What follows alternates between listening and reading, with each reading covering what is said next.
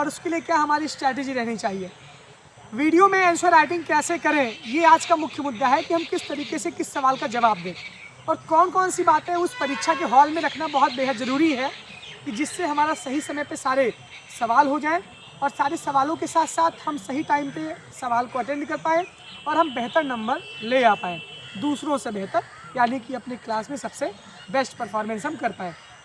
इलाहाबाद विश्वविद्यालय की तृतीय वर्ग की परीक्षाएं कल से शुरू हैं। हर एक सब्जेक्ट का अलग अलग नेचर होता है। बीएससी का अलग होता है, बीए का अलग होता है, बीकॉम का अलग होता है। लेकिन अगर आप अपना 100% देंगे और सारे सवाल टैकल करके आप आएंगे और पूरा होल चीज़ें कवर करके जाएंगे, तब आपको समस्या नहीं हो सकती है। सबसे बड़ी बात यह है कि आप कितना भी बड़े विद्वान हो, आर्यभट्ट बराहमीर के वंशज हो, उनके दादा परदादा हो, ज़रूरत यह है कि हमें कितना अच्छी तरीके से कॉपी में लिखना है। आपके क्लास का सबसे कमज़ोर बच्चा अगर कॉपी में आपसे बेहतर लिख रहा है, जो चीज़ें उसको आ रही हैं, उसका प्रेजेंटेशन बेस्ट है, तो आपसे अच्छा नंबर पाएगा वो। कुछ ट्रिक जानिए कि हम क्या करें कैसे पेपर में। सुबह मैंने एक वीडियो अपलोड किया, उसमें मैंने बताया कि किस तरीके से कॉपी आपको मिलेगी, उसमें क्या करें। सबसे पहले कॉपी के एक साइड आप लाइन पारिएगा, बहुत ज़्यादा स्पेस न कवर करिएगा और ज़रूरत यह है कि एक पेज में कम से कम 2 से 3 पैराग्राफ आप लिखें। आपका जो एक आंसर होना चाहिए अनुमानित 4.5 पेज, 5 पेज, 5.5 पेज, उससे ज़्यादा हो जाए तो बेहतर है, क्योंकि 6 पंचे 30, यानी 5 सवाल का जवाब 6 पेज में देंगे तो 30 पेज भरेगा। तो कोशिश ये करिए, कंटेंट हमारे पास बहुत है। अगर आप ये कहेंगे कि लिखने के लिए कंटेंट नहीं है, तो लिखने के लिए बहुत सारे कंटेंट हैं। बहुत लोग कहते हैं पेज भरने से नंबर मिलेगा। सुन लो ध्यान से, लिख पाओगे नहीं तो कहोगे पेज नहीं भर पाएंगे। अरे लिखो तो सही से, पेज उसमें कुछ भी लिख दोगे क्या, अनटसन तो कुछ भी लिख दोगे क्या? ऐसा नहीं है। आपके पास सॉलिड कंटेंट होना चाहिए, आपके पास हेडिंग होना, आपके पास फ्लो चार्ट होना चाहिए। किसी भी सवाल का जवाब हम अपने बगल वाले से कितना बेहतर लिख रहे हैं, ये कॉपी चेक करने में बहुत ज़रूरी रहता है। हम सवाल को सिस्टमैटिक तरीके से अच्छा लिखें, साथ ही साथ स्पीड की बहुत इंपॉर्टेंस है। अगर हम स्पीड बना के नहीं लिखेंगे तब बहुत सारे सवाल छूट जाएंगे।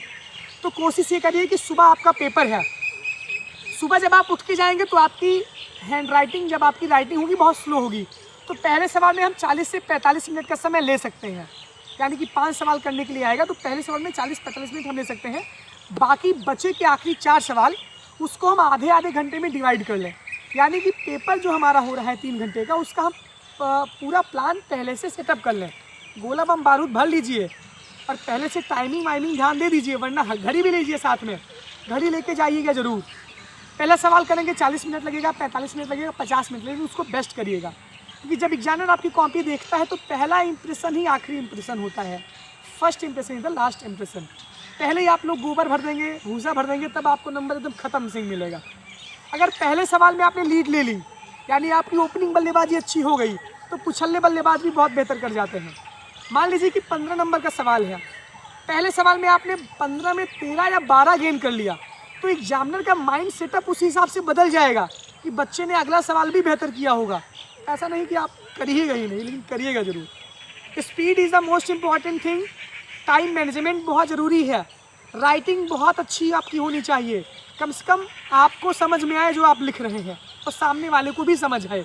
कभी कभी ऐसा होता है आप ऐसा लिखते हैं कि आपको खुद ही कह दिया जाए 10 मिनट बाद पढ़ने के लिए, आप खुद ही नहीं पढ़ पाएंगे। तो ऐसा मत करिएगा। ऐसा तभी होता है जब हम प्रॉपर टाइम मैनेजमेंट करके सवाल को नहीं लिखते। हम किसी सवाल में बहुत ज़्यादा समय देते हैं, सारे सवालों का नंबर बराबर है तो उसका बराबर वेटेज है। ऐसा नहीं कि आपको पहले सवाल में तमगा मिल जा रहा, आप 50 नंबर पा जा रहे हैं, 15 नंबर का ही एक सवाल है। तो कोशिश आपकी ये होनी चाहिए कि बहुत चीज़ें ध्यान देनी होगी। आप होल सिलेबस कवर करके जाइए, क्योंकि पेपर का नेचर कैसे होने वाला है ये किसी को नहीं पता है। और छोड़िएगा नहीं, आपकी निगाह से वो सारे कंटेंट आने चाहिए। और अभी थोड़ा सीरियस हो जाइए आप लोग, मैं बता रहा हूँ। फ्लो चार्ट का इस्तेमाल करिए, मैपिंग का इस्तेमाल करिए। फ्लो चार्ट का मतलब ये है कि किसी की मतलब इनोवेशन, आपकी कॉपी बहुत अच्छी होनी चाहिए, सामने वाले को देखने के बाद लगे कि हाँ किसी अच्छे छात्र की कॉपी है। इसके साथ साथ परीक्षा में नकल वकल मत करिएगा, वरना साल बर्बाद हो जाएगा, ज़िंदगी बर्बाद हो जाएगी। कुछ ऐसा सामग्री मत लेकर जाइएगा। और आपको परीक्षा की आपको बहुत बेस्ट ऑफ लक। पैराग्राफ अलग अलग चेंज होने चाहिए, हेडिंग भी डाल के आप लिख सकते हैं। काली नीली पेन का प्रयोग कर सकते हैं, स्केच का ब्लैक प्रयोग कर सकते हैं। और टाइम मैनेजमेंट का ध्यान रखिएगा। कॉपी ऐसी लिखिएगा कि आपको बेहतर लगे। इसके साथ साथ सारी चीज़ें आप पढ़ के जाइएगा, कुछ भी मत छोड़िएगा, क्योंकि ये आपके जीवन की बहुत इंपॉर्टेंट परीक्षा है।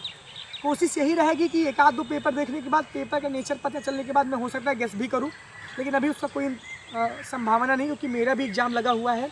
तो इस वजह से मैं बहुत कुछ तो नहीं दे पा रहा हूँ आपको, लेकिन आपके उज्जवल भविष्य की शुभकामना कर सकता हूँ। कुछ भी मुझे लगेगा कि आपको बताना ज़रूरी है तो मैं बताऊँगा ज़रूर, और आप लगातार सीखते रहिए। अभी भी बहुत समय, अभी आप बहुत बेहतर कर सकते हैं। परेशान मत होइए, ईश्वर आपके साथ है। अगर आप कॉपी में अच्छा लिखेंगे, अच्छा करेंगे, तो ज़रूरी है कि आपको सफलता मिलेगी। डिमोटिवेट मत होइए आप लोग। मैं बार बार कह रहा हूँ कि आपके सपनों के साथ साथ आपके हज़ारों सपने जुड़े हुए हैं, तो बेहतर करिए। अभी भी समय है। कल परीक्षा 7 बजे से है, जिसका पेपर कल है वो तो अभी भी पढ़ना स्टार्ट करिए। BA BSc BCom BSc BCom वाले हाथ जोड़ के भैया पढ़ लीजिए, वरना बहुत स्थिति ख़राब होगी।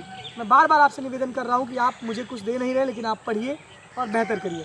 Time management, speed management, writing skill, flow chart, paragraph, एक तरफ स्केल पढ़ना है पटरी से, और टाइम से पहले अपना पेपर को फिनिश करना है। बहुत बहुत धन्यवाद। उम्मीद करते हैं कि आप खुशी खुशी जाके पेपर देंगे और फिर आपका आउटपुट ज़रूर हमको मिलता रहेगा। धन्यवाद धन्यवाद धन्यवाद।